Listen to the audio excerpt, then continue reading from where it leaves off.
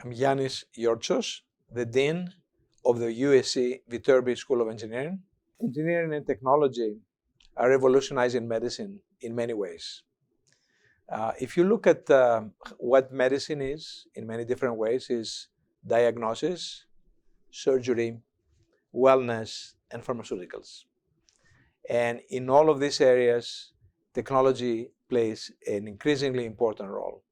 In the area of diagnosis, which is essentially information science, understanding what's wrong, the way by which technology through perhaps AI, machine learning, the ability to monitor various signals in the body through wearables and many other things are making the prediction of what's going on and understanding of the current state of the health of an individual so much better. I can give you an example at USC, at the Institute of Creative Technologies. We have a professor by the name of Leslie Saxon, who is very much engaged into the wearables that allows you to measure critical functions of your body. And that then therefore is information that you can pass into your doctor, potentially on an instantaneous basis, to understand where we are with respect to this development. One of our faculty is trying to develop a portable MRI machine, which then can be taken home, for example, and then you can do sort of MRI in a way that doesn't require this very sophisticated MRI technology.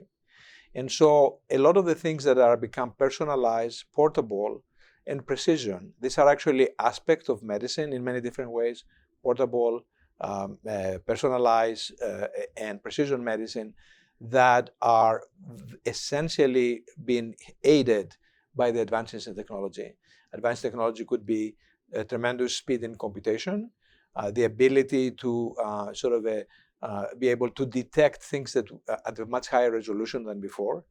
Another example I can give you from work that is happening at USC is in the area of liquid biopsies, in which you can simply, from a drawing blood, you can understand whether there is the potential of a potential cancer happening, because they can detect cancer cells at very, very low concentrations.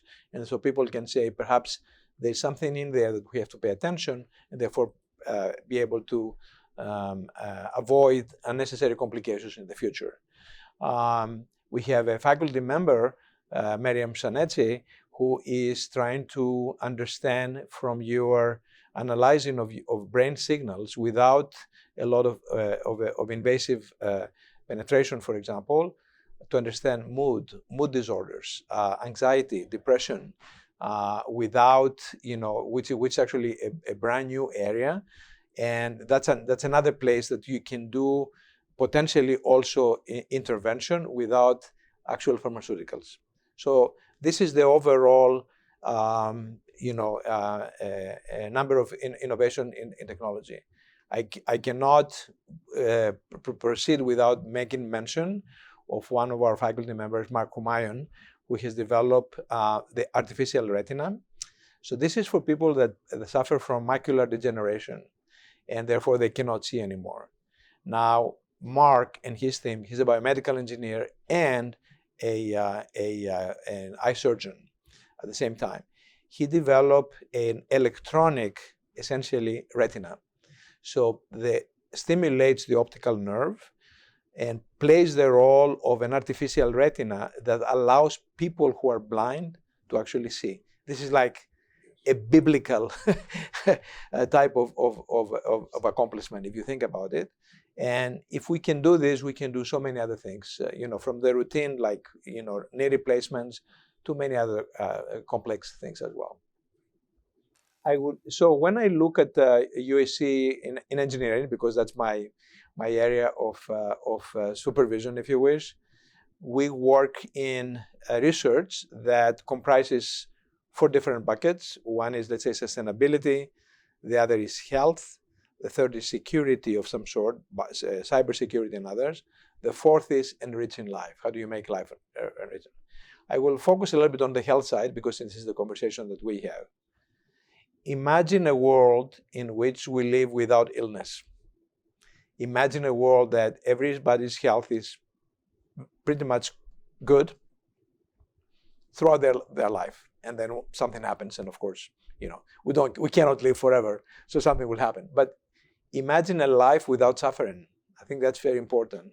And I think technology will take us to the point where we'll be able to live a life of this type, provided, of course, that we don't do stupid things, that, you can do things that make your life, go in that direction. I think that is the promising role of technology.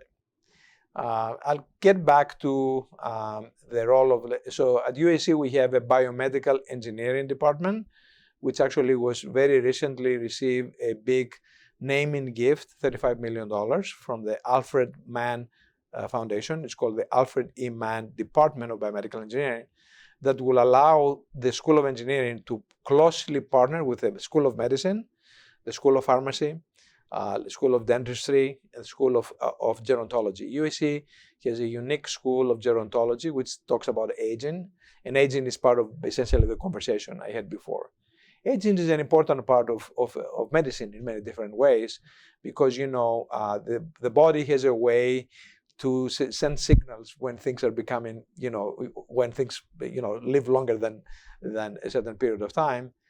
Understanding this and how to extend that lifespan actually is an important part as well. So we are in the cusp of tremendous revolution in medicine, and all this is driven by the exponential technology gains. And you can see this is how they move whether it's computing, whether it's new machines. UAC, so you have a number of pillars that drive our engineering school. One is talent. The other is educational programs. The third is thought leadership. And the fourth is impact, innovation, and relevance. The most important common denominator in all this is talent. And Indian students are by far one of the most talented students in the world. Specifically, the students, I won't say the students who come to UAC, but certainly many of them are very talented. By coming to UAC and being educated, I think they can offer tremendous opportunities for advancing all kinds of different parts of technology, but also medicine as well. A number of our students are in biomedical engineering, and then they specialize in medicine. And moving forward, we have a number of startup companies that actually are driven by Indian students who actually are working in the area of biomedical engineering. And when I talk about biomedical engineering, the boundaries between medicine and biomedical engineering are becoming less and less, more and more diffuse, and they're not sharp, they're not silos anymore. We have a partnership at the undergraduate level with a number of, there is a Indo-USA entity that supports sending students from India to UAC and a couple of other institutions. These are very top of the line undergraduate students. They come here for the summer to UAC, and then they partner with, they do research with our faculty. These are very talented kids.